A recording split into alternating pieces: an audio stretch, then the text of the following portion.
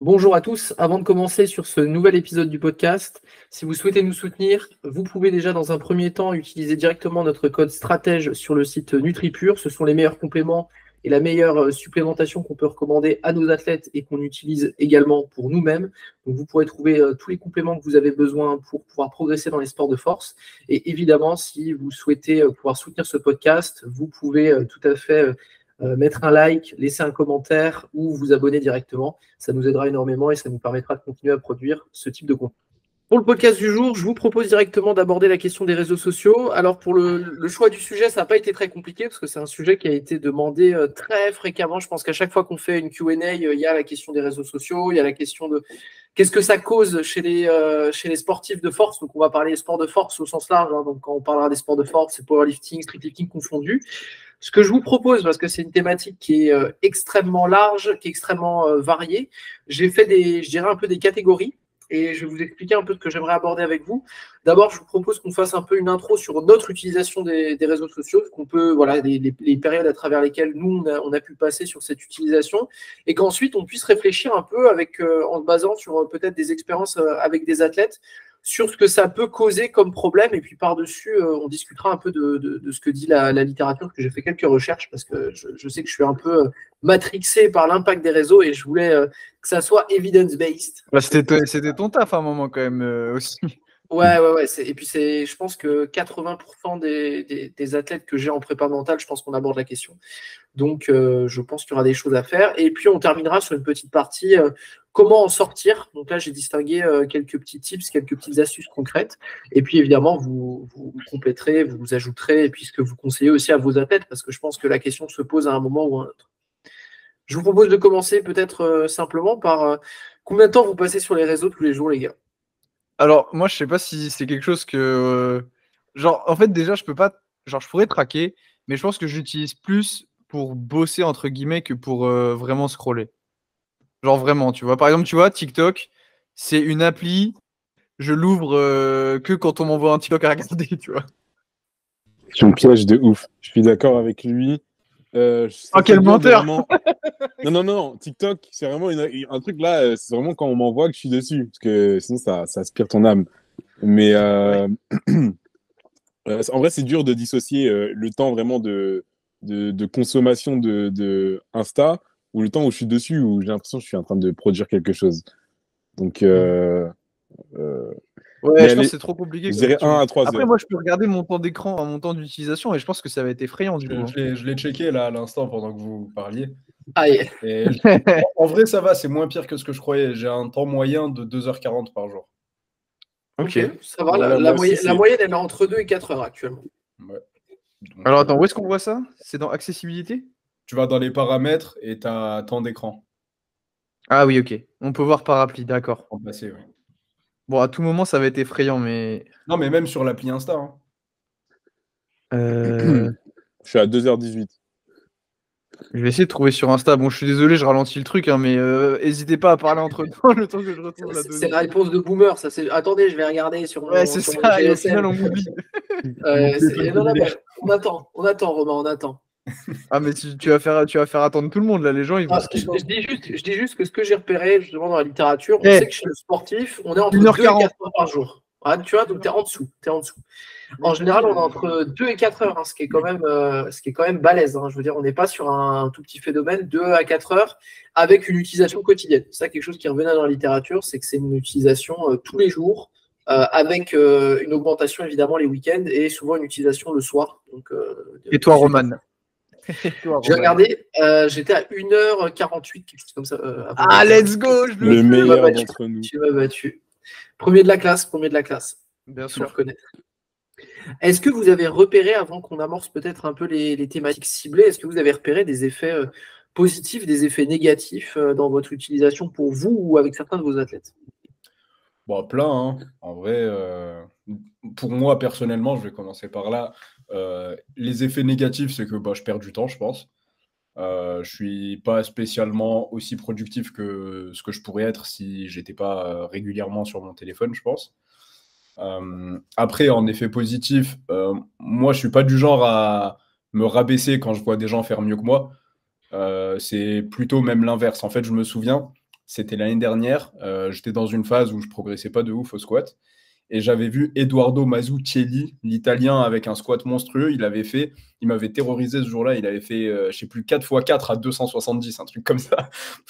Et j'ai regardé, genre la vidéo, je l'ai regardée peut-être 10 fois quand elle est apparue sur mon feed. Je me suis dit, mais on fait le même poids. C'est un être humain comme un autre. Genre, pourquoi lui, il arrive à faire ça et moi, genre, je galère à faire une rep, tu vois. Et vraiment, j'ai pété mon crâne. Je me suis dit, non, c'est pas possible que je sois nul comme ça par rapport à lui. et je sais pas, ça a réveillé un truc en moi. Et derrière, bah, j'avais plus peur des barres et j'étais plus confiant, etc. Je me suis dit, non, s'il peut le faire, il n'y a aucune raison que je puisse pas le faire, tu vois. Mais je sais que pour le coup, il y a beaucoup, beaucoup, beaucoup de personnes qui fonctionnent à l'exact inverse et qui vont se dévaloriser en voyant des gens faire des grosses perfs. Lui, il arrive à faire ça en tant de temps. Moi, je m'entraîne depuis plus longtemps, je suis moins bon, j'arriverai jamais à rien, machin. Genre, c'est des petits raccourcis qui peuvent se faire assez facilement. Mais moi, pour mon utilisation personnelle sur le côté purement performance, la comparaison n'a jamais été négative. Ok. Après, je Eliam, me souviens quand même d'une Vas-y, période, hein. du coup, Soulé, où tu étais devenu un peu matrixé. Et je me souviens, tu m'avais sorti cette phrase de fou. Il m'avait dit, mais mec, 300 au terre, c'est banal, c'est rien et tout. Tout le monde fait ça. Alors, il faut remettre dans le contexte. En fait, j'aime bien dire ce genre de choses quand on parle de moi-même. Genre, c'est une façon de me dire. Non, c'était pas toi parce que tu les avais pas encore. Comment ça? Genre, tu m'avais dit, ouais, mais je crois que c'était dans un contexte genre à l'inter, tu vois. Ah oui, bah oui, à l'Inter, c'est gaze. Hein. Mais tu vois, je me souviens qu'on en parlait. Tu m'as dit, mais gros, 300 au terre, c'est rien et tout, c'est nul. C'est ça le pire, c'est que là, tu regardes les Europes, on est en plein dedans. 300 au terre, c'est fait par les gens qui sont dans le groupe B maintenant. Après, c'était il y a 2 ans aussi, je crois. Genre, il y a 1 ou 2 ans, tu vois. Oui, mais je veux dire, même il y a 2 ans, en Open, le niveau, il n'a pas tant évolué que ça. Et 300, c'est quelqu'un qui va faire 10e au mouvement, tu vois. Moi, je voulais juste te mettre dans la sauce. Hein. Il n'y avait pas de. C'est juste te mettre en difficulté, quoi. Moi, je suis plutôt d'accord avec Suleiman dans le sens que je vois un gars faire une perf, je me dis c'est possible. Genre, le mec, il a fait ça, il va aux toilettes comme moi, genre. Moi aussi, je peux le faire un jour, tu vois. Du coup, je trouve ça, c'est un des trucs positifs. Un autre truc positif, je pense que ça me donne une plus ou moins meilleure représentation Bon, je sais que c'est très peu contextualisé, ce qui se passe sur Instagram et tout ça. Et que les gens partagent peut-être pas tout, mais ça me donne quand même une meilleure idée des profils des gens, ce qu'ils peuvent faire et tout ça. Et j'ai l'impression que ça remplit un peu ma base de données genre de lifter. Genre. Ça, c'est l'ingénieur qui parle là. C'est ça, il est en train de collecter de la donnée là, et après il va faire un modèle dessus. Il va dire, ok, si lui progresse à cette vitesse-là, Il va sortir un algorithme. C'est ça. Et toi, Romain, est-ce que tu as des choses spécifiques avant qu'on rentre un peu dans les sujets, disons, sujet par sujet, un peu étape par étape, mais alors, qu'il y a des choses qui t'intéressent? moi, c'est vraiment. En fait, j'ai été un peu dans les deux extrêmes. C'est-à-dire que j'ai été un peu dans le côté Eliam, ouais, il va aux toilettes comme moi, et puis de toute façon, je suis sûr, je le bats à la bagarre, tu vois. et j'avais le moment où, genre, tu sais, quand j'étais vraiment au pire dans ma blessure, tu vois, où c'était pas tellement les perfs, genre en mode des mecs qui étaient forts, c'était plus de me dire, attends, moi, je suis resté là, je suis même descendu. Et pendant ce temps, il y a des mecs qui étaient plus nuls que moi qui me défoncent maintenant et j'avais trop la rage, tu vois. C'était pas en mode ça me dévalorisait, mais juste ça me foutait la haine et du coup, je retournais essayer de m'entraîner, je me refaisais mal, tu vois. Donc, ouais, c'est plus dans ce sens-là. Moi, je sais que ça m'a un peu gêné dans un temps. Mais je pense qu'il y a l'aspect performance, mais il y a aussi l'aspect contenu, tu vois. Parce que Insta, c'est pas juste regarder des mecs qui spamment des deadlifts à répétition. C'est aussi Nick Menders qui dit que t'as pas besoin de brace pour deadlift. Donc non, en vrai, ça permet aussi d'avoir du contenu qui est plus facile, plus accessible. Et je dis ça parce que je sais que ça va faire plaisir à Lucas Berux qui m'a harcelé pour que j'en parle. Okay. Donc voilà, au moins je le dis, quoi. Ouais, et puis c'est un truc dont on discutera à la fin sur comment s'en sortir, c'est tout simplement de choisir son feed en fait. Et il y a beaucoup de gens qui se rendent pas compte que c'est une étape super simple pour garder une utilisation saine et on en discutera. Mais je suis content qu'on finalement, sans se concerter, on arrive à la première des thématiques que je voulais aborder sur l'impact des réseaux sociaux. Ce qui revient dans, disons, 80% de la littérature, c'est l'idée qu'il y a un lien entre estime de soi et comparaison sur les réseaux. Et surtout, moi, ce que j'ai trouvé super intéressant, et c'est assez génial que Soulé et Liam soient d'accord là-dessus, en fait, chez des athlètes qui sont déjà compétitifs, ça a tendance en fait à développer le sentiment de compétitivité. Mais chez les athlètes qui sont pas compétitifs, ça a tendance en fait à les enfoncer. Et ça, c'est un truc que je trouve super intéressant, c'est qu'en fait, c'est un catalyseur en fait. C'est-à-dire que si t'es pas à l'aise avec tes perfs, si t'es pas content de ce que tu fais, et ainsi de suite, en fait, ça va te donner l'impression que bah, tu stagnes, que tu fais du surplace. Tandis que si tu es sur un contexte un peu compétitif, bah, ça peut être un peu motivant. Et je pense qu'il y a beaucoup d'athlètes qui écouteront cet épisode sans doute, qui ont l'impression en fait qu'ils devraient utiliser les réseaux comme Souley ou Eliam par exemple, tu vois, avec cette idée ça va me booster et tout, et ils n'y arrivent pas en fait. C'est-à-dire que ils se disent ouais mais je comprends pas, ça devrait me motiver, et pourtant quand je vois ça, ça me motive pas du tout en fait. Et je pense qu'ils se trompent complètement sur fondamentalement ce que le réseau va leur apporter en fait de base. C'est-à-dire que ils pourront pas arriver à ça tant qu'ils sont pas à un niveau super élevé en fait, parce que Eliam, Souley, je parle vraiment là on est sur des athlètes, vous savez tous les deux ils ont un gros palmarès. C'est des athlètes, ils ont besoin de trouver encore plus de motivation pour aller chercher encore les places supplémentaires en fait. Et ça, c'est un truc, je pense, qui est vraiment, vraiment problématique, c'est qu'il y a des athlètes niveau région qui vont se matrixer pour faire niveau région, quoi, en fait. Et je trouve que ça, c'est un truc sur lequel les réseaux, là-dessus, c'est un très, très bon problème. Et je pense qu'on a beaucoup d'athlètes qui nous ont questionnés, qui nous ont contactés, qui en fait sont sur ce versant-là, quoi. C'est-à-dire, j'utilise les réseaux alors que j'ai un niveau, alors que j'ai 110 au squat, quoi. Et ça, je pense que ça peut être problématique. J'allais dire 100 au squat parce que moi, au moment où j'avais mal, j'avais 100 au squat. Moi, j'allais dire, c'est vrai que Eliam, il a un énorme palmarès, notamment avoir démocratisé les Inferno knee sleeves. Ah ouais, c'est vrai. Eliam 5. D'ailleurs, Mathieu, tu toucheras une commission quand moi j'en toucherai une. Vas-y, Romain, tu voulais dire quelque chose? Non, je dirais juste que, ouais, je pense qu'effectivement, moi, dans les phases où j'étais un peu meilleur, je me disais juste, ah ouais, vas-y, il faut que je me dépêche de progresser et tout. Je suis à 2 doigts de pouvoir le fumer. Et genre, j'avais l'impression que sur certains mouvements, ça m'aidait. Alors qu'à l'inverse, à 2 doigts de pouvoir fumer qui, juste histoire que les gens sachent ce qui se passait dans ta tête. Non, mais vraiment, j'ai pas de nom en tête, tu vois. Genre, juste, je voyais des barres, parfois même des mecs qui étaient pas dans ma. Pourquoi c'est quoi ce truc encore là? Ah bon. Parce que moi, tu m'as dit que c'était moi que tu voulais fumer. Ah non, je te parle de plus récemment. Ah, okay. Et oui, mais bien sûr que c'était toi, mais ça, c'est pas un secret que je voulais te faire la peau, mec. Non, je pensais plus du coup à des moments où, genre, tu vois, typiquement quand j'étais blessé et tout, je me disais juste, mais en fait, la douleur, c'est que, tu sais, déjà, j'arrivais, je boitais jusqu'à mon rack à squat et je me disais, mais de toute façon, la douleur, c'est que dans ma tête. et je rechargeais et je me rebousillais. Il y a des fois où tu sais, genre, j'avais 100 mètres à faire pour rentrer chez moi, entre le tram et chez moi, et j'ai mis 25 minutes parce que j'arrivais pas à marcher, tu vois, genre. Enfin, bref. Bon, c'est fini cette période? Ouais, c'est bon, là. Ok, maintenant, c'est juste que tu n'es plus blessé. C'est que tu as toujours la même motivation, mais maintenant, tu peux charger, quoi. Ouais, c'est ça. Bah, en fait, déjà, juste le fait de me dire, même si j'ai pas le niveau d'Austin Perkins, tu vois, juste déjà pouvoir faire un squat et un deadlift sans avoir mal, c'est pas du tout la même, tu vois. Est-ce que vous, les gars, vous avez des... Ouais, vas-y, Eliam, excuse-moi. Ouais, Roman, moi, je suis pas totalement d'accord avec le fait de différencier sur le caractère d'être compétitif ou non, sur l'impact que les réseaux vont avoir. Dans le sens que moi, je me souviens, même quand j'étais gaze, genre, je voyais des gens chauds et je me disais, vas-y, s'ils font, peut-être un jour, je pourrais faire ça. Et je pense que ça dépend plus du profil à la base de la personne qui va peut-être se comparer positivement ou non et recontextualiser en se disant ouais, lui il fait ça, mais je sais pas, il a pratiqué pendant autant de temps, peut-être en pratiquant pendant autant de temps, peut-être que j'arriverai à ce niveau-là. Tandis qu'il y a des gens même peut-être très forts, ils peuvent voir quelqu'un à 10 kg d'eux et se dire mais comment il fait pour mettre 10 kg de plus que moi, genre je galère tellement, c'est impossible. Ouais. Du coup je me dis que c'est pas forcément ça qui fait la différence. Genre moi si je me compare au top level de ma catégorie, genre Anatoly, genre ça pourrait être complètement ahurissant de me dire le mec il peut squat 360 kilos, genre comment il fait pour prendre mon squat et 60 kilos, genre ça pourrait complètement m'enterrer, genre. Mais je me dis quand même que je sais pas, peut-être un jour. Un jour, il va le grailler avec des biscottes au matin. Hein. Je me dis, il a peut-être 2 fois mon expérience en force. Peut-être quand j'aurais passé 2 fois plus de temps à m'entraîner, peut-être que je pourrais toucher ces barres-là. Bah, en fait, je pense qu'il y a un truc qui change aussi, c'est que toi, tu vois ça sur un versant. Si je travaille assez, au bout d'un moment, je vais l'atteindre, tu vois.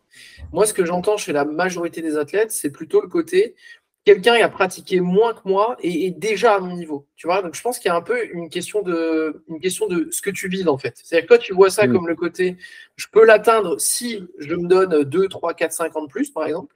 Alors que la majorité des athlètes, ça va être, ça fait 2 ans que je m'entraîne et je vois des athlètes qui, en 6 mois, par exemple, sont à mon niveau. Donc, ça veut dire que j'ai pas la génétique, j'ai pas le bon programme, j'ai pas ceci, cela. Ce qui est peut-être vrai, hein, si vous n'êtes pas chez Stretch Strategy, vous n'avez pas le bon programme. Mais ça peut être tout simplement le fait que vous vous comparez en fait à des gens qui termineront sur le extrêmement haut niveau en fait, ou parfois des gens qui ont des progressions juste spectaculaires. Et ça, c'est très dépendant, en tout cas dans la littérature, c'est ce que je vois aussi, mais c'est très dépendant en fait à l'estime de soi qu'on a au démarrage en fait. C'est que si tu as déjà un peu une carence en termes d'estime de soi, si déjà tu sens qu'il y a, voilà, t'es pas solide sur les appuis confiance en soi, eh bien en fait ça risque d'accentuer le truc en fait. Et ça, je pense que c'est important d'être capable de s'en rendre compte, notamment quand justement, si toi ça fonctionne et que ça te drive, c'est super et puis c'est génial, tu vois, je trouve ça super cool. Mais il y a des athlètes, je pense qu'ils ont du mal à s'avouer qu'en fait ça leur fait du mal, en fait, vraiment ça les matrixe quoi. Et c'est ça que j'appelle les matrixés, tu vois, ils sont dans la matrice et parfois même ils s'en rendent compte, mais tu sais, ils veulent rien changer. Et ils se disent, c'est pas, au bout d'un moment, je vais avoir comme Eliam, tu vois, je vais me dire, ça va me booster. Mais c'est ultra rare. Moi, j'ai très rarement vu ça, en tout cas. Ouais, non, correct. Je voulais pas plomber l'ambiance, mais voilà. Non, je suis d'accord, en vrai. En plus, c'est marrant qu'on parle de ça aujourd'hui, puisque j'ai eu un appel avec un athlète à moi, je vais l'anonymiser, comme ça, il n'y a pas de souci. J'ai eu un appel avec lui il y a une semaine, et c'est un athlète qui a un peu tout remis en question vis-à-vis de sa pratique. Il traînait un petit peu des douleurs au bas du dos et il voyait un petit peu que son squat, le bench et le terre, il est pas mauvais par rapport aux gens de sa catégorie, mais le squat un petit peu à la traîne et c'est un mouvement pour lequel c'est très compliqué, il y a peu de répétabilité technique, etc. Donc en soi, même lorsqu'il y a des modifications de programme, si on n'arrive pas à répéter 2 fois le même squat, c'est compliqué derrière. Et c'est quelqu'un qui s'est beaucoup remis en question. Et lorsque j'ai cherché à creuser un petit peu pendant l'appel le pourquoi du comment, il m'a sorti la progression de Ciel. Ciel, le champion de France 64 de cette année. Il m'a dit, regarde, lui, en 1 an, il est arrivé, il a pris tant de kilos sur son total et tout. Moi, je comprends pas, ça marche pas comme ça, tout ça. Il m'a dit, oui, mais au final, Ciel, il y en a un. Surtout qu'il est passé devant combien de gens du coup là? Voilà. Et on a eu l'exemple de Tiffany Chapon qui avait fait la même chose, je ne sais plus, en 2021, je crois, ou 2020. Ouais, un truc comme ça. Qui en 1 an avait tout explosé, était arrivé au top de sa catégorie, etc. Mais ça, c'est des exemples de fous malades. Et quand on fait ça, en fait, c'est un petit peu jouer à l'autruche, je pense, parce qu'on regarde un truc et on ne regarde pas tout ce qu'il y a en dessous. Ouais.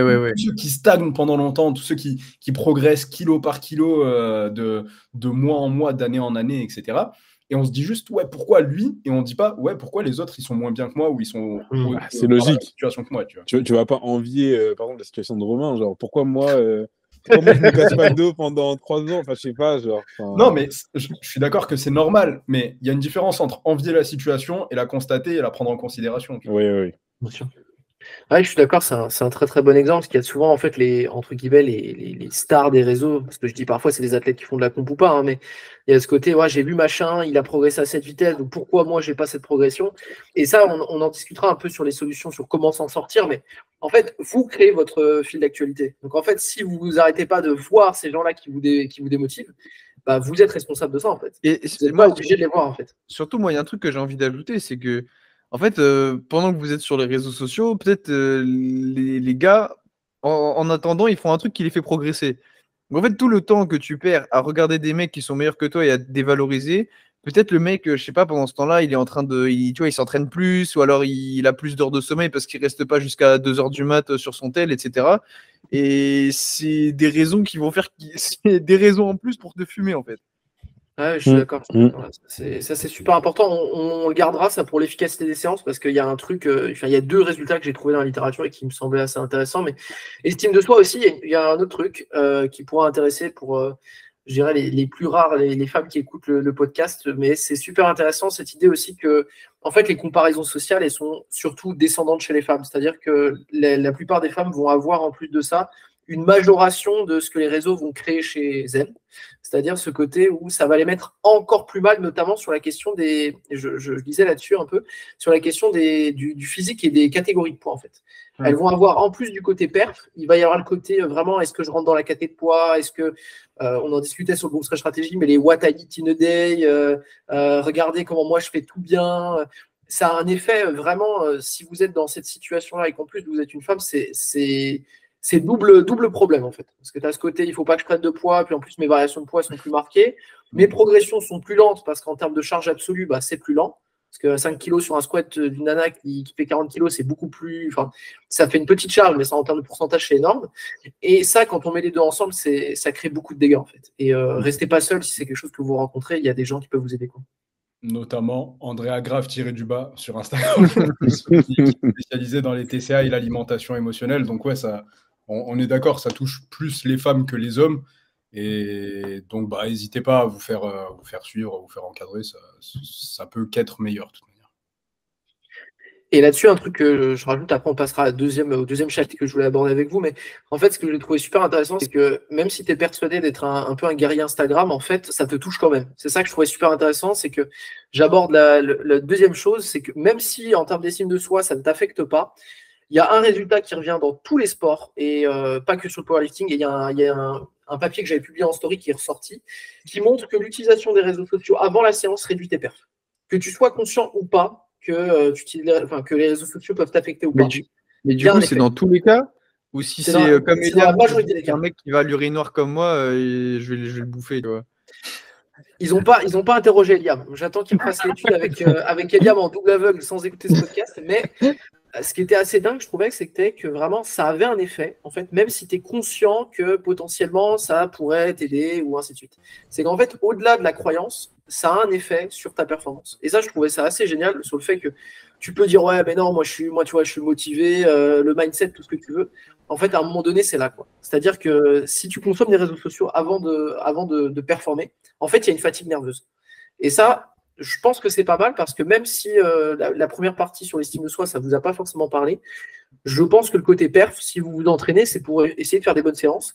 Et si vous sabotez, vous prenez votre petit pré-workout, mais vous faites aussi votre petite demi-heure de scroll pré-lifting, je suis pas sûr que ce soit hyper rentable. Je suis pas sûr que ce soit hyper worth it en fait. Est-ce que vous avez déjà repéré ça ou... Carrément. Et en fait, c'est un truc que j'ai remarqué, parce que en fait, moi, je vis seul, mais parfois, je rends visite à mes parents, etc., les week-ends et tout. Et quand je suis avec ma famille, je suis moins sur mon téléphone. Et j'ai remarqué que sur ces moments-là, donc soit quand je m'entraîne en étant là-bas, soit à mon retour, lorsque j'ai plus trop l'habitude d'être plus sur les écrans, etc., j'ai beaucoup plus de patates. Et je me suis dit que ça devait être dans ma tête et tout, mais là, ce que tu dis, ça me confirme un peu. Et j'ai l'impression qu'au moins je suis sur mon téléphone, au plus j'ai d'énergie, en fait. C'est pas surprenant, ça me paraît super cohérent, les gars. Est-ce que vous avez repéré ça déjà avec vous-même ou peut-être des athlètes? Alors moi, j'ai repéré le phénomène totalement inverse. Je pense que c'est une méta très singulière. C'est Adam. Adam Le Forbidden Tree. qui scroll, il est obligé de scroller sur TikTok pendant 5 minutes avant de faire son top 7 au squat.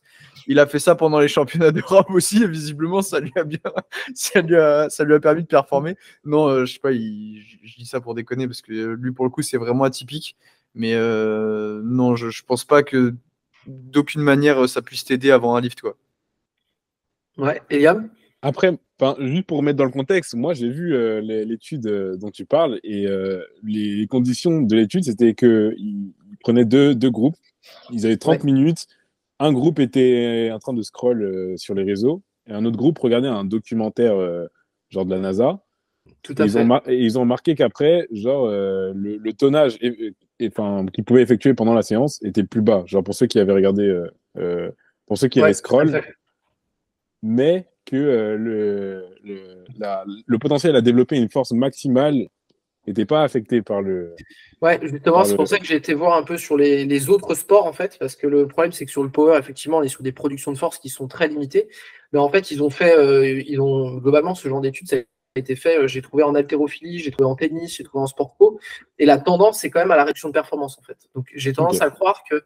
Et justement, ils ont développé une hypothèse là-dessus, une hypothèse que j'ai vu pas mal en fait dans les discussions sur ces papiers. C'est ce qu'ils appellent le paradoxe le paradoxe comment ils appellent ça, du conseil d'experts. C'est-à-dire que les athlètes en fait ont tendance souvent avant de faire leur séance à aller regarder du contenu informatif qui en fait va leur faire changer de technique. Et ça, je trouvais ça super intéressant sur l'idée qu'en fait, c'est au-delà de la fatigue, juste le fait de regarder des lifters, tu vois. C'est le côté qu'ils vont trouver des informations contradictoires avec ce qu'ils sont en train de mettre en place actuellement techniquement. Donc, en gros, ils vont voir quelqu'un qui va squatter avec un placement différent. Ils vont regarder quelqu'un qui a une stance un peu différente. En gros, ils vont. Et ça, c'est quelque chose qui revenait, et c'est une astuce que je vais donner aussi aux gens après, mais la différence entre des lifters qui sont très bons avec les réseaux et des lifters qui sont moins bons avec les réseaux, c'est que le lifter, en général, qui est très bon grâce au réseau, en fait, il a tendance aussi à regarder ses vidéos. Tandis que le lifter qui est pas dingue, il a tendance à regarder que les vidéos de tout le monde, en fait. Et il change plein d'aspects techniques. Donc, je trouvais que c'était une idée intéressante aussi. Ouais, genre, je suis vraiment, ça rebondit vraiment avec ce que j'allais dire, dans le sens que déjà, j'ai l'impression que quand les gens passent beaucoup de temps sur les réseaux avant de s'entraîner, ben déjà, ils sont pas sûrs de leur karaté. Genre, ils attendent vraiment le truc peut-être qui va révolutionner la séance en mode qui va leur donner une énergie extrinsèque, un truc de malade. Ils veulent la nouvelle Q. Ouais, la nouvelle Q ou je sais pas quoi. Et ils vont la tester directement. Genre, j'ai des lifters, genre, des fois, tout se passe bien sur leur lift et tout. Et là, il m'envoie le retour, il dit ouais, ma nouvelle technique de terre. Alors, avant de terre, je fais ça et tout, comme je sais pas quoi et tout, comme Sean Noriega ou je sais pas quoi. Et en fait, au final, peut-être la Q elle est bien, mais il y a le contexte. Genre, ta technique était très bien avant et t'as déraillé quelque chose qui était très bien. Et au contraire, un truc que je trouve qui marche super bien, c'est que moi, des fois, quand je vais sur une séance et tout ça, j'aime bien regarder justement des vidéos de moi-même où tout s'était très bien passé. Exactement. Pour me dire il faut que je me remette dans ces conditions-là, que je refasse comme ça. Et j'ai l'impression que ça imprègne encore plus l'image et ça m'aide à visualiser, tu vois, comme on essaie de visualiser les choses qui se passent bien. J'ai l'impression que ça augmente ma capacité à visualiser le livre qui se déroule bien, genre, et que du coup, je pense que ça m'aide un petit peu, genre. Ouais. Aussi, quelque chose que j'allais rajouter, c'est que même sans consommer du contenu informatif sur des cues, des machins comme ça, juste regarder les lifts d'un autre athlète avec un œil un petit peu d'analyse, on va dire, on essaye de voir comment il place ses hanches, comment il bouge ses genoux, etc. Bah, inconsciemment, je pense, on en avait parlé, il me semble, c'était il y a 2 ans, un truc comme ça avec Romain et Roman, c'était au niveau des neurones miroirs, en fait, inconsciemment, on commence déjà à intégrer la technique de l'autre athlète. Et c'est pour ça que parfois, on passe très longtemps à appliquer une technique et tout va bien. Et à un moment, on traîne un peu plus sur notre téléphone, on regarde, on trouve un nouveau lifter qui pop, qui a une technique un peu atypique, etc. On commence à la regarder un peu plus en détail.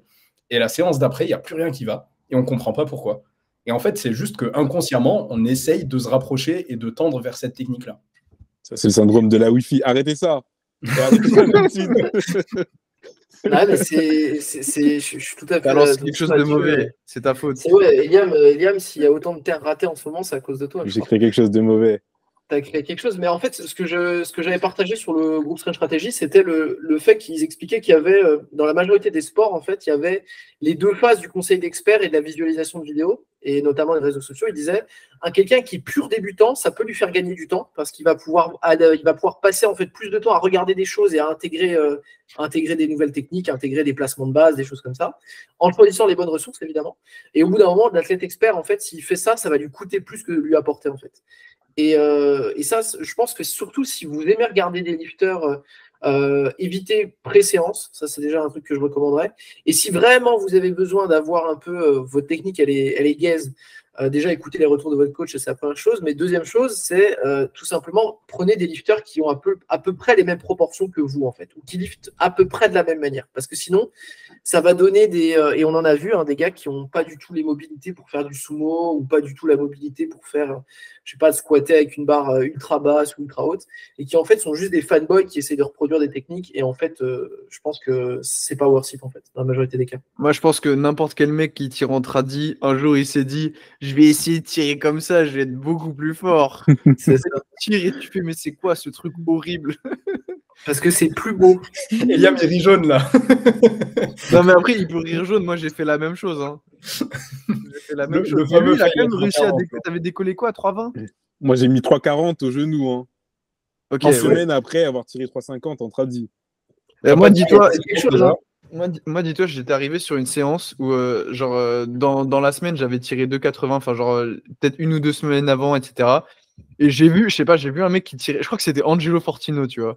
Et je me suis dit, mais moi, j'ai pas trop de mobilité et tout, je pourrais essayer de tirer comme ça. Et je sais pas, j'étais persuadé que ça allait marcher, tu vois. Je suis arrivé, j'ai chargé, tu vois, j'avais fait mes back-off et tout. Je me suis dit, vas-y, je laisse 210. Et que la barre, elle a pas bougé. Hein.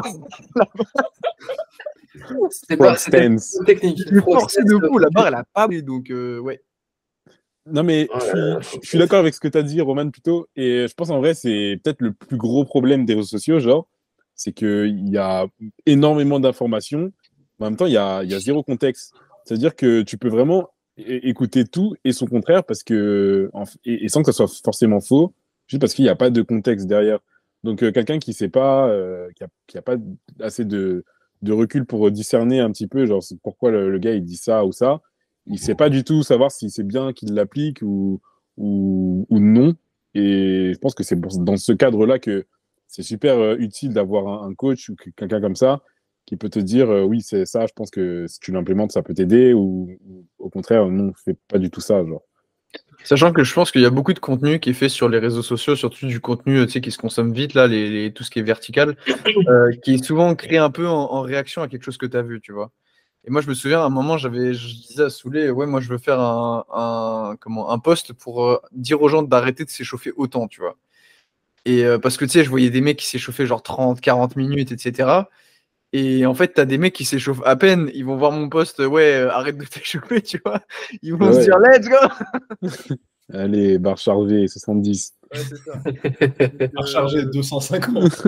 Il faut toujours avoir. Ouais, je suis d'accord, le contexte, il est toujours hyper important. Et puis tu as aussi, moi c'est un truc, j'en parle beaucoup avec des athlètes souvent débutants, ou disons vraiment début intermédiaire qui sont en train de stabiliser leur technique. Arrêtez aussi d'être des fanboys de la théorie, quoi. Enfin, genre juste avant la séance, se refaire la playlist en long, en large et en travers de PR Performance, ça suffit, quoi. Je veux dire, ouais, t'as déjà pensé à essayer de viser le sol avec ta ceinture sur ta descente, je sais pas quoi. Ça va falloir arrêter. Va falloir faire simple, efficace, et à la rigueur, si tu as envie d'écouter quelque chose, t'écoutes un podcast ou t'écoutes ton retour technique, en fait, tout simplement. Ça, je reconnais, Roman, tu parles à ton miroir, là. Ouais, c'est ça, PR Performance. Juste descends, quoi. Je descends, hein, je suis pas à tirer la barre, quoi. Lève le sac. C'est une très bonne cul, d'ailleurs. Ça marche très très bien. Je pense qu'on a fait le tour sur la performance et la fatigue. On l'a abordé un peu, mais je pense que ça, en 5 minutes, on peut l'expédier. Mais c'est sur l'efficacité des séances, en fait. Si tu passes 2 heures par jour sur ton téléphone et qu'après tu te plains de ne pas pouvoir t'entraîner plus, réfléchis. Je pense juste, voilà, pose-toi les bonnes questions si vraiment c'est vraiment du temps bien dépensé. Et aussi pendant les séances. Je vois énormément d'athlètes. La séance, c'est moitié séance, moitié réseau. En fait, je pense qu'ils kiffent aller s'entraîner, comme ça ils peuvent être sur leur téléphone. Non, mais Roman, aujourd'hui, tu as mis un nombre de calottes qui était. Ah, voilà, les gens, considérable. Vont couper le podcast en pleurant, là, c'est trop pour eux. Mais c'est pour leur bien, parce que j'en peux plus de voir des gens qui se sabotent alors qu'ils ont des potentiels, parce qu'ils mangent pas bien, ils suivent mal, enfin ils font des trucs qui servent à rien, et en plus de ça, ils sont malheureux et après ils pensent que c'est la faute de la F1. Moi, ça me fait du mal, tu vois. Ça me touche. Show to speak facts. Ouais, mais ouais, efficacité des séances. Est-ce que vous avez repéré ça un peu parfois des athlètes qui, je sais pas, qui prennent des temps de repos de 12 minutes qui en fait sont des stories Insta ou je sais ça, pas. c'est Adam, ça, j'en connais. C'est un peu compliqué parce que je m'entraîne dans la plupart des cas tout seul. Donc je saurais pas dire directement, mais parce que mes athlètes ils sont à distance forcément. Mais je pense que c'est assez classique. Et puis même moi, en vrai, si je suis honnête. Il y a beaucoup de fois où entre mes séries, tu es là, tu scrolles un coup et tu vois comment ça se passe. Faut l'admettre, personne n'est parfait. Moi, j'avoue.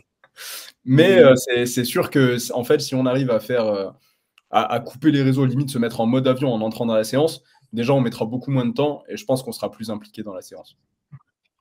Je pense aussi, On pourra en parler plus dans les solutions à la fin et tout, mais ouais, il y a des trucs que je teste et tout depuis pas super longtemps et je trouve que ça marche bien, genre, pour être un peu plus efficace vis-à-vis du fait de juste scroll et tout entre les séries. Moi, j'ai juste pris l'habitude de m'entraîner dans une salle où il n'y a pas de réseau, donc le réflexe Insta, je l'ai même pas en fait. Ah, ça, c'est bon, ça. Ça, c'est parfait, ça. Mais je pense que c'est surtout un problème en fait quand tu as une technique qui est déjà pas dingue et qu'en fait ta première pensée dès que tu viens de finir ta série, c'est attends, il faut que je regarde ce qu'il y a sur Insta. Au lieu de te poser 2 minutes, tu vas te reposer, te dire ok, qu'est-ce que j'améliore à la prochaine série en fait. Et je pense que ce temps entre les séries, il n'est pas toujours bien utilisé à bon escient, tu vois. Il pourrait être utilisé pour, je sais pas, déjà, tu vois, tu t'hydrates correctement, tu marches un peu, tu bouges un peu, tu Tu réfléchis un peu à ce que visualises tu un fais. peu.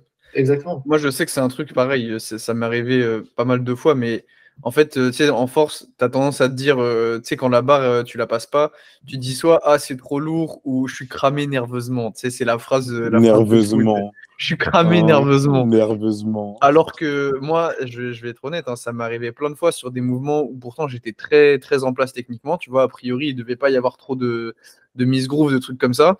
Mais où une première série, elle passe bien dur, deuxième série, elle passe bien dur. Et je me dis, oh, réveille-toi, garçon, tu vois. Et en fait, la série d'après, je sais pas ce que je fais dans mon setup qui est peut-être un peu différent et tout, mais genre, je la passe avec 2 RPE de moins, tu vois. Ouais. Donc, ça le fait surtout au bench, ça, j'ai l'impression. mec, Ah, de de fou. fou. Ouais, je suis d'accord. Ben, Mais même moi, ça m'est arrivé sur le squat aussi. Ok. non, mais vous pouvez, en fait, quand vous vous entraînez, c'est un truc que je dis aussi, mais c'est que perso, moi, si c'est pour regarder le téléphone, je préfère faire ça chez moi que dans une salle où on tourne à 10 sur un rack, tu vois. Est-ce qu'à un moment donné, c'est pas plus agréable aussi pour tout le monde, tu vois. Et je pense que ça, de temps en temps, surtout que si c'est le côté social qui te plaît à la salle, autant profiter du fait qu'il y ait vraiment des gens, en fait, plutôt que de Ouais, parler carrément. via ton téléphone, en fait. C'est toujours un truc que j'ai trouvé un peu bizarre, c'est que si tu aimes ce côté social, bah, va dans une salle je dirais, un Après, club, tu vois. le côté social, entre quand tu es à Basic Fit et que tu dois tourner à 40 sur le bench avec des darons, et quand tu es dans une salle de force, c'est pas le même, genre. Ah bah Ouais, non, c'est mais je suis sûr. d'accord. Tu prêches un convaincu là. Je suis J'ai un d'accord. Basic Fit, celui-là, je suis aigri, genre. Je suis tout aigri. Ah mais t'es fort, t'es fort. Tu vois, aigri et fort, quoi. Bon, je pense que vous avez compris que les réseaux sociaux et je dirais de manière générale les sports de force, c'est quand même un constat qu'on avait déjà fait en story, c'est que globalement, pour beaucoup d'individus, je pense que ça coûte en temps, ça coûte en énergie, ça coûte. Globalement, ça ne permet pas d'atteindre son prime et je pense que c'est un motif de beaucoup de souffrance pour beaucoup d'athlètes. Je pense que ça les affecte au niveau de leur performance, de leur humeur et même sur l'envie de continuer le sport. Et là, je pense qu'il faut qu'on parle sur les solutions, parce qu'en fait, c'est là-dessus qu'on est attendu. C'est là-dessus qu'on est, je pense, peut-être sur lesquels on peut, à force d'avoir bossé avec autant d'athlètes, il y a peut-être des petites choses, des petits tips, des petites astuces qu'on a pu conseiller, qu'on a pu donner et qu'on peut partager ici. Je vous laisse commencer ou je propose tout de suite un petit tips et on y va. Comme tu veux, je peux démarrer, tu peux démarrer, c'est à ta guise. Vas-y, Soulé, si tu as un petit tip, un petit truc pour Euh, aider. pour les athlètes qui préparent des compétitions, c'est ne pas suivre ou bien ne pas regarder ce que font les athlètes de la même catégorie qui préparent la même échéance. Ça permet de retirer un stress un peu et pour pas se dire ah mince, il est en train de PR, nanani nanana. C'est quelque chose qui marche assez bien pour le coup. Et Romain sourit, mais t'as pas intérêt à dire une dinguerie, sinon hein, attention. Non, je rigole parce que Scouting. je rigole parce qu'il y en a beaucoup, c'est à l'approche des compétitions, c'est des joueurs de poker, tu vois. Ah, Donc, Patrick Bruel d'un coup. hein? Ça se transforme en Patrick Bruel. Ouais, vraiment. Winamax. Vraiment. Non, c'est plus ça qui me fait rire, mais vas-y, ok, rien à voir. Oui. Après, au final, si les concurrents en question cachent leur lift, ils nous facilitent un peu le travail. Mais ne pas de nous-mêmes aller chercher à regarder, espionner, se renseigner sur ce qu'ils font, machin. Je sais que ça se fait, hein, j'invente rien du tout. Et je pense que ça va plus jouer en la défaveur de l'athlète. Concentre-toi sur toi, essaye de faire les choses bien. Peu importe que la forme de l'athlète, c'est PR ou quoi, toi, tu pourras jamais soulever plus lourd que ce que tu es capable de soulever. En fait. C'est super logique. Ça, c'est ouais, ce que j'allais dire. C'est incroyable comme conseil. Il y en a, ils pensent en fait que le jour J, il va se passer un truc de fou s'ils sont au courant des perfs de leurs concurrents en avance ou quoi. Alors que pas du tout. Tu es capable de squat 200, tu vas pas squatter 205 juste parce que tu connais les perfs de l'autre. Tu vois, ça n'a pas de sens. Ah, je suis d'accord. Surtout qu'a priori, s'il y a vraiment un match à jouer, en vrai, c'est plutôt le taf du coach de faire ça, tu vois. Ouais, exact.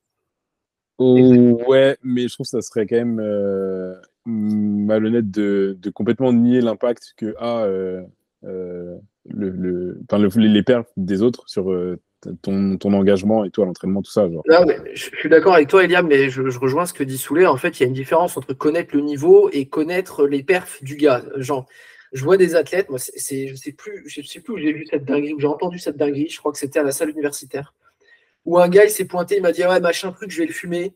Je l'ai vu qu'il a sorti et il a commencé à me lâcher toutes ses perfs. Genre, le mec, il avait toutes ses perfs en volume, toutes ses perfs sur toutes ses séances. J'étais là, mais c'est plus juste, tu connais à peu près son niveau. Là, c'est inquiétant, tu vois. Le côté, ouais, là, il a fait un 4x4, mais il a mis qu'il était RPE7, mais moi, je pense qu'il était plutôt RPE8. Donc, ça veut dire que son max, tu vois, j'étais là, mais tu ne veux pas passer plus de temps à t'entraîner, en fait, tu vois. Juste ça. Je pense que c'est peut-être plus rentable, tu vois. Donc, peut-être avoir un ordre d'idée, effectivement, notamment quand tu joues des places, je suis d'accord, tu vois. Savoir si ton adversaire, il peut lâcher, je sais pas, un terre secret à 3,60 ou quelque chose comme ça, et qu'il va falloir jouer le match. Tu vois, je dis ça au hasard, mais je pense qu'il faut faire attention avec ça quand même. Je suis d'accord avec Souley. Si c'est un truc qui vous obsède, tout simplement, on te désabonne et c'est tout en fait.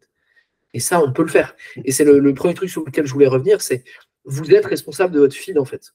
C'est-à-dire que si vous vous rendez compte qu'il y a des choses qui vous mettent pas bien, vous prenez votre petit téléphone, hop, et vous enlevez tout simplement le follow de quelqu'un qui. Après le piège là-dedans, c'est qu'il y en a beaucoup qui vont pas se l'avouer, mais ceux qui les rendent mal, etc., c'est des proches à eux, tu vois. C'est des gens avec qui ils parlent, avec qui ils s'entendent bien, etc. Exact. Une athlète X, je dis une parce que c'est ça que j'ai entendu, qui parle régulièrement avec une athlète Y et qui au final, elle dit l'athlète Y, elle progresse bien, moi pas trop, ou bien elle a un sacré physique, etc. Et du coup, le passage de l'unfollow, il est un peu plus compliqué dans ces situations-là, mais c'est aussi pour ça que la sourdine existe, les amis. Exact. Je suis d'accord. Votre feed. Vas-y, Léa. Et la pression extrinsèque, tu peux la prendre aussi par, comme tu dis là, par des gens qui viennent pour t'encourager et qui te disent, par exemple, ne déçois pas. En France, 300 ou rien. Genre, ça, c'est vraiment la phrase, si vous voulez encourager quelqu'un, genre, éviter ce genre d'ultimatum en mode première place ou rien et tout. Enfin, le mec, il veut forcément le truc que vous lui souhaitez plus que vous. Genre, c'est pas en lui disant ça, et en rajoutant une pression, genre en mode si tu fais pas ça, c'est décevant, que vous l'aidez. No fake, je pense que ma barre à 300 au terre, elle a mis du temps à arriver à cause de ça. Parce que pendant 2 ans, on m'a dit, ouais, les 300, ils vont tomber. Ils tombaient jamais. Et voilà, ouais, mais non, t'arrivais à être sage, parce qu'il y a quand même des comptes où t'as terminé sur genre 2,95 et tout, t'avais 300, tu vois, juste... Mais la suivante, j'ai testé, il n'y avait pas. T'étais carré, quoi. Là-dessus, je donne un tips aussi que j'ai donné à une athlète avec qui je bosse là-dessus. Sur le fait que si vous aimez Insta pour le côté Insta, mais que vous vous rendez compte que en fait, ça gêne vos perfs, c'est de vous faire vous faire 2 comptes, en fait. Un compte où vous êtes sur vraiment le côté sportif, le côté où vous publiez vos perfs, vous suivez des gens qui vous intéressent, vous en servez même un peu comme un journal de bord, un peu. Il y en a qui font ça, un peu un training log, en fait. Et ça, ok. Et dans ce cas-là, peut-être se faire un compte où, justement, il n'y a pas du tout de F1. Et j'ai remarqué que chez certains athlètes qui, justement, avaient du mal un peu à faire ça automatiquement, être capable un peu d'avoir les deux et d'être capable de dissocier un peu ça, le fait de le faire objectivement avec un autre compte, par exemple, avoir un compte perso, un compte sportif, ça marche vachement bien. Et si vous vous reconnaissez un peu dans ce type de situation, je vous invite à tester ça. Après, tu peux mettre, sinon ça peut être plus simple, hein. Tu peux mettre un limiteur et terminer, tu vois. Ouais, deuxième chose que j'allais dire également, effectivement, tu as le côté, beaucoup de gens ne se rendent pas compte que Insta, c'est en fait aussi c'est aussi un conditionnement, en fait. C'est une addiction comportementale, en fait. C'est dès que tu as du temps libre, tu sais pas quoi faire, tu vas sur Insta. Et donc, le problème vient pas uniquement d'Insta, mais vient du fait que tu t'es conditionné à temps libre égal Insta. Là-dessus, le limiteur, c'est un truc qui marche super bien. C'est tu te mets au début, évidemment, ne te mets pas 5 minutes si tu as l'habitude de consommer 2 heures ou 3 heures tous les jours, parce que là, le craving il va être ultra violent et tu vas céder directement. Mais commencer, tu vois, et réduire semaine après semaine, 10 minutes, 15 minutes, jusqu'à avoir un usage que tu considères comme étant approprié, quoi. Et ça, là-dessus, il faut être capable d'évaluer son usage. C'est un truc que je dis aussi en général, mais Il faut arrêter de se mentir aussi, de dire on est un peu sur Insta et en fait tu passes 4 heures ou 5 heures. J'ai le souvenir d'une athlète qu'on va dire X aussi. Elle était à 7 heures par jour sur Insta, quoi. 7 heures sur Insta, quoi. C'est-à-dire c'est en permanence, quoi. C'est toute la journée. Ouais, va jouer à Fortnite, c'est mieux. Hein. Ouais, tu gagneras plus ta vie, je pense. Hein. C'était son taf, les réseaux ou... Non, même pas. Mais tu vois, c'est dès qu'il y a un moment où, tu vois, même au taf, où tu t'ennuies un peu, tac, tu vas chercher à manger, tac, tu te fais 10-15 minutes. Un peu Tu de vas à la FOMO. Parce qu'en vrai, c'est Faut une pas dinguerie. rater Et voilà, la le dernière FOMO, publi. tu vois. C'est un tiers Le de ta FOMO. vie, quoi. C'est un tiers de ta journée, le reste, tu dors, et puis le reste, tu manges, mais tu manges avec ton Insta. Donc, Ouais. et ça, c'est un truc. Sachant qu'encore une fois, moi, c'est un truc, vraiment, je l'ai revu il n'y a pas longtemps, là, mais tout ce que tu fais sur Insta, tu le fais pas dans la vraie vie. Donc, Exact. si tu te plains d'être trop nul et tout, entraîne-toi, arrête d'être sur Insta. Ouais, mais après, il y en a, ils vont dire je suis sur Insta, etc., mais je fais quand même les séances qui sont programmées. On peut pas leur dire entraîne-toi plus s'ils n'ont pas plus qui est programmé. Tu vois. Ouais, mais en fait, ces gens-là, tu vois, en fait, là, je vais te dire, je pense que là, en fait, moi, j'ai une idée très précise de l'avatar qui va se plaindre du. C'est le gars qui il va s'entraîner, mais il va dire qu'il n'a pas trop le temps pour faire ses séances, qu'il dort pas très bien, qu'il n'a pas le temps de se faire à manger et tout. Et genre, c'est tout un tas de trucs qui font que, même de manière générale, il peut être meilleur. Et même s'il a le temps de faire ses séances, qu'il a le temps de faire à manger, qu'il a le temps de dormir et tout, si, comme dit Roman, c'est un névrotique lifter qui est dépressif à chaque fois qu'il ouvre Insta, bah juste arrête de te faire du mal en fait. Ouais, mais c'était juste pour que tu précises un petit peu le Oui. entraîne-toi plus, tu vois. Ouais. Je vais pas, évidemment, tu vas pas faire 5 heures de training, surtout si tu débutes sur ça. Moi, deux Autre chose. petits Vas-y. petits tips un peu externes pour limiter juste l'usage des réseaux, genre, et améliorer les qualités des entraînements. Tout simplement contraindre les durées des entraînements, genre à une plage horaire. Genre. Moi, typiquement, tu arrives dans ta salle qui ferme dans 1 heure et demie, tu vas être dans un état d'alerte du début à la fin, et bah, tu vas juste. Tu vas savoir qu'il ne faut pas que tu passes ton temps sur ton téléphone. Et en plus, on n'en a pas trop parlé, mais même d'un point de vue récupération, le fait d'avoir des séances super longues, c'est que tu restes avec des taux de cortisol élevés plus longtemps, en fait. Donc, ta récupération, elle commence plus tard que si tu t'avais plié la séance en 2 secondes et que tu étais directement sorti, que tu t'es sorti complètement du mood séance et tout, en mode hype, tout ça, je sais pas quoi. Et donc, ouais, peut-être les gens sous-estiment aussi cette composante-là. Ouais, tout à fait. Je suis d'accord. Merci Eliam, ça va me faire un argument supplémentaire pour harceler les gens qui tournent avec moi quand ils mettent trop de temps entre leurs séries de repos. Faites comme Suleiman, faites des 120, 250 au deadlift et chauffez-vous comme ça. T'as pas le temps, Big t'as pas jump. le temps. Big jump, exact. Je rejoins aussi cette idée, Eliam, en fait, beaucoup d'athlètes, je pense, peuvent changer leur consommation de téléphone en séance avec 2 astuces. Soit le téléphone dans le sac avec la playlist qui tourne en mode audio si vous n'avez pas besoin de votre programme ou que vous avez la possibilité d'avoir un carnet avec vous. Soit, et ça c'est un truc qu'on avait discuté avec Mathieu en Slovénie, laisse ton téléphone sur le trépied. C'est ultra chiant en fait d'aller sur ton téléphone quand il est sur le trépied. Et en fait, c'est une punition que tu vas te mettre tout seul en fait. C'est-à-dire que tu vas vouloir récupérer ton téléphone, tu vas devoir. Enfin, c'est super chiant. Vous pouvez tester, tu laisses toute ta séance sur le trépied. C'est ultra relou. Et tu vas voir que déjà, tu vas beaucoup diminuer ta consommation de téléphone. Ouais, c'est clair. Mais pour ça, il faut avoir un trépied, évidemment. Quand c'est la paire de Jordan qui sert de trépied. Tu ranges le téléphone dans la Jordan, hop, et tu fermes la Jordan. C'est un nouveau setup. Je continue un peu avec des astuces parce que j'en ai, voilà, c'est des trucs que je pense, je discute avec beaucoup d'athlètes, donc je continue un peu là-dessus. N'hésitez pas si vous en avez d'autres. Mais je repense notamment, on prenait l'exemple des athlètes féminines qui justement ont du mal à se rendre compte de l'effet potentiellement négatif que ça a. Un truc que je vais souvent recommander, c'est d'avoir une note sur son téléphone et à chaque fois avant de vouloir ouvrir Insta, de noter ce qui s'est passé avant d'ouvrir Insta et de ce qui s'est passé un peu, je dirais, émotionnellement ou dans l'état dans lequel la personne se situe actuellement. Et c'est un truc qui peut sembler un peu bête, dit comme ça. Mais en fait, la majorité des gens utilisent Insta, et c'est quelque chose qu'on connaît bien, soit quand ils se sentent seuls, soit quand ils ont du mal à réguler leurs émotions. En fait.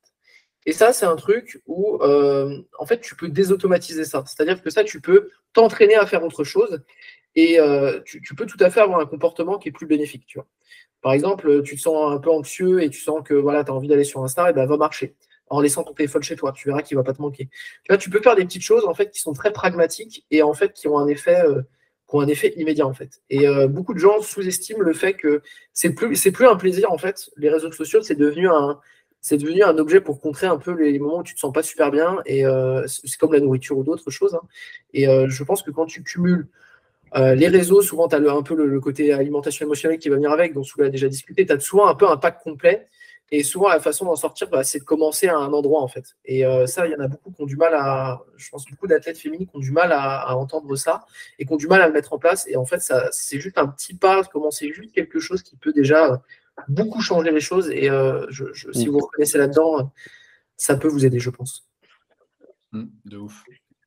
Ouais. Et du coup, pour rebondir un peu avec ce que tu as dit, qu'est-ce que vous recommanderiez pour meubler le temps de repos? Genre, beaucoup de gens disent juste, entre mes 4-5 séries, mes 4-5 minutes de repos, juste, je suis dans mon téléphone parce que c'est chiant. Qu'est-ce que vous recommandez de faire, genre, à la place? Alors, ce que je fais personnellement, c'est pas forcément quelque chose que je recommande, mais là, je réfléchis à voix haute. Ce que je fais en général, c'est je récupère le téléphone de là où il est posé pour regarder ma série. J'essaye de voir ce qui va pas. Si je suis bien, je cherche pas plus loin que ça. Si je suis pas bien, j'essaie de comprendre pourquoi je suis pas bien. Et ensuite, j'attends, je suis tout seul, donc Non, il est tout seul. je fais pas grand-chose. Et en fait, moi, juste, j'arrive pas à rester assis quand je m'entraîne. Je marche tout le temps et je tourne en rond. Et j'ai l'air un peu débile, mais c'est comme ça que je m'entraîne. Romain? En fait, moi, ça dépend de là où je suis, mais en général, quand je suis à la dure entière, etc., déjà, j'aime pas me reposer trop longtemps, parce que oui, on dit qu'il y a besoin de 5 minutes de repos, voire plus. Mais en fait, moi, si je sens que je commence vraiment à me faire chier dans mon temps de repos, j'estime que souvent, c'est que j'en ai pas besoin du temps de repos, tu vois. Ouais, je suis d'accord. Donc, à partir du moment où je commence à me dire, oh, je me fais chier, juste, je retourne faire ma série et j'envoie, tu vois. Quand je prends 5 minutes, c'est que j'ai vraiment besoin de prendre 5 minutes et que je sens qu'il faut que ma jauge de vie remonte. Et sinon, quand je suis à Fitness Park aussi, là, du coup, je fais mes séances un peu plus bench et muscu. C'est un truc de dégénéré, hein, clairement. Mais genre, tu vois, quand je me suis fumé sur une machine et que j'en vois une autre qui a l'air goulayante, tu vois, je saute dessus. Je suis un super sec. C'est pour ça qu'il est balèze au bench, c'est qu'à chaque fois, en fait, qu'il peut pas, tu vois, qu'il voit des machines, il les fait toutes dans la salle, tu vois. Elle est libre, elle. Ouais, c'est ça. Mais elles sont toujours libres, tu vois, c'est ça le problème. Bah ouais, en plus, je vais m'entraîner en général quand il n'y a pas grand monde. Donc, moi, je vois une chaise fraîche, je fais, oh, elle a l'air bien et tout. Je vois un leg extension, je fais, oh, let's go. Ouais, clairement. Il fait les quêtes annexes. Ok, Romain, IFBB, hein. Ouais, c'est ça. Et puis après, les gens ils vont me dire, mais attends, mais pourquoi tu parles autant de muscu? T'es tout skinny, toi. Peut-être tu peux me mettre dans la sauce. Romain, vrai garçon, quoi. Non, mais je sais pas, juste, j'aime bien tester les machines, tu sais, genre même parfois des trucs bizarres et tout. Même, je mets pas lourd, juste, je vais dessus, je teste la machine. Ouais, mais en fait, je pense que pour la plupart, je pense, corrigez-moi si je me trompe, mais qu'une majorité d'athlètes s'entraînent avec de la musique. Ouais. Restez dans votre bulle et cherchez. Écoute ta musique, c'est bien. La musique, en fait. C'est ça. Non. On Ouais, parle aux gens, hein. Souvent il y a des humains, ils sont gentils. Ouais, sinon.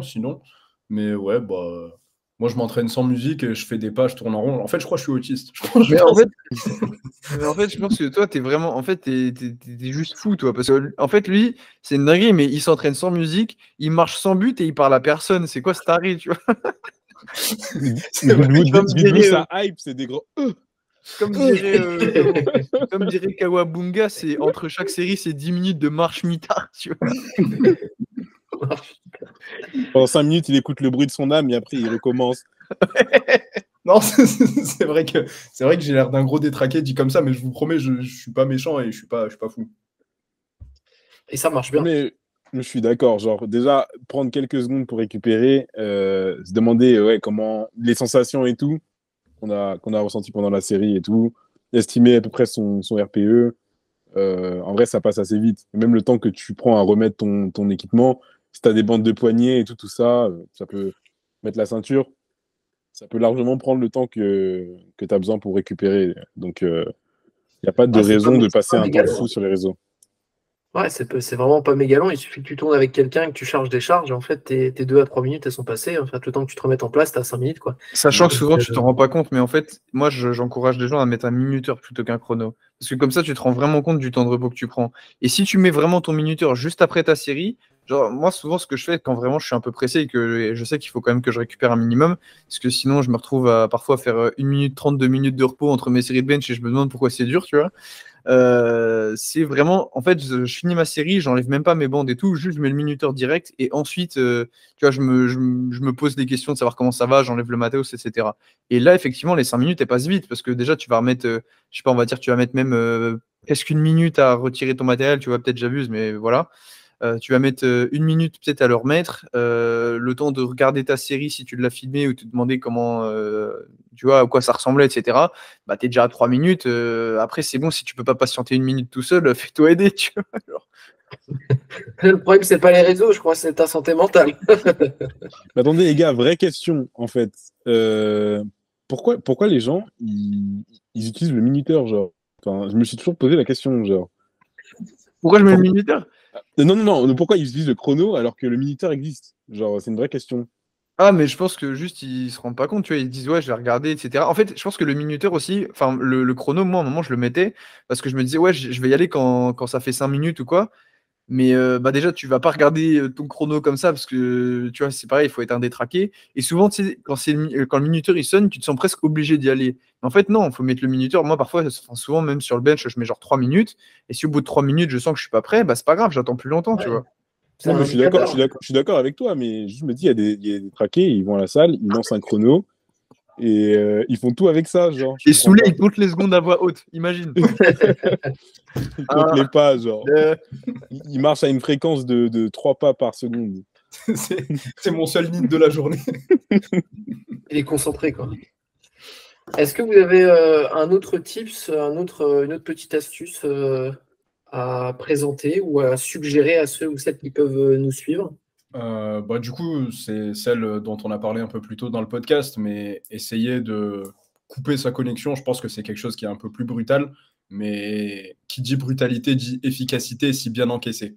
C'est Moi, je suis pas d'accord. Je trouve que des fois, des trucs trop radicaux, et bah, t'es Radicaux. frustrant. C'est frustrant. Ouais, des trucs radicaux. Non, je trouve que des solutions trop radicales, genre, bah, tu retombes facilement dedans. Genre, c'est comme Ouais, ouais. tu veux faire un régime, tu te mets sur un total genre super bas, et après, tu retombes dedans parce que ça te manque trop, tu vois. Du coup, oui, bah, avoir peut-être un je l'ai dit, objectif. si bien encaissé aussi. Ouais, je suis d'accord avec toi. Si le gars, il sait que juste, il a le déclic et que ça peut marcher. Et Mm. moi, je pense que si vous avez un peu peur de faire le saut direct, enfin, pas forcément obligé de couper, peut-être se mettre en mode ne pas déranger, comme ça, au moins, déjà, vous savez que quand vous Ouais. voulez aller sur les réseaux, c'est vous qui avez décidé d'y aller et pas quelque chose qui vous y invite alors que vous n'avez pas du tout la tête à ça. Genre. Après, genre, c'est pas pour faire le donneur de leçons ou quoi, hein, pas du tout. Mais si t'es un grand garçon et que t'as peur de couper ta connexion Internet en arrivant à la salle, genre, grandis un peu, tu vois. Il faut pas avoir peur de ce genre de choses. C'est pas. Tu as peur? Tu, Arrête. tu vas pas avoir peur de ton Tu as téléphone. peur, arrête d'avoir peur. T'as déjà essayé Non, mais d'arrêter je suis ou- d'accord, je suis d'accord avec Soulé, parce qu'en fait, moi, ce côté, c'est un truc aussi parfois qui. J'ai plein de. Parfois, j'ai des discussions comme ça où, en fait, parfois, il faut juste une solution radicale là-dessus. Tu vois, genre, le fait, par exemple, tu vois, de t'arrêter d'emmener ton téléphone, je sais pas, tu vas aux toilettes, t'as pas besoin de ton téléphone, tu vois. C'est juste un truc de base, tu vois. Mais Ouais, en fait, après, ça, c'est pas une solution radicale quand même, tu vois. non, mais je te donne non, mais je te donne un exemple. Je te donne un exemple tout bête en fait. Mais ce que je veux dire, c'est, tu vois, tu peux faire des trucs super concrets. Tu vois, tu mets ton téléphone en mode avion pendant ta séance. Ouais, ça va pas être facile de 5 minutes, mais en fait, au bout de 5 minutes, tu l'as oublié en fait. On a une tendance à surpenser ce côté, c'est difficile. Et en fait, bah, si tu es censé t'entraîner, tu n'es pas censé avoir ton téléphone. Enfin, tu n'es pas censé passer 2 heures sur Insta. Et je pense que là, ça va aussi questionner des choses un peu plus profondes. C'est est-ce que tu aimes encore ce sport? Est-ce que tu te donnes les moyens pour réussir? Et ainsi de suite. Et en fait, je pense que c'est facile aussi de blâmer les réseaux là-dessus. Tu vois. Le côté, en fait, tu manques de discipline tout simplement. Et les réseaux viennent s'infiltrer là-dedans. Et ça, si tu as besoin là-dessus, je pense que c'est là aussi que le coach rentre un peu dans l'équation en fait. Parce qu'il est censé guider ta pratique et te donner des choses à faire en fait. Et le but, c'est que tu deviennes un meilleur athlète. Donc, si tu as du mal à être discipliné, en général, ça va se retrouver sur les réseaux aussi, quoi. Ça va se retrouver dans la foulée, en fait. Je n'ai jamais été très surpris de la cohérence entre grosse consommation de réseaux sociaux et parfois difficulté à faire des bonnes séances, par exemple. J'ai toujours trouvé que c'était quand même étroitement lié. En résumé, juste fais-le. Fais-le. En anglais, Just do it. Just do it. Just do it.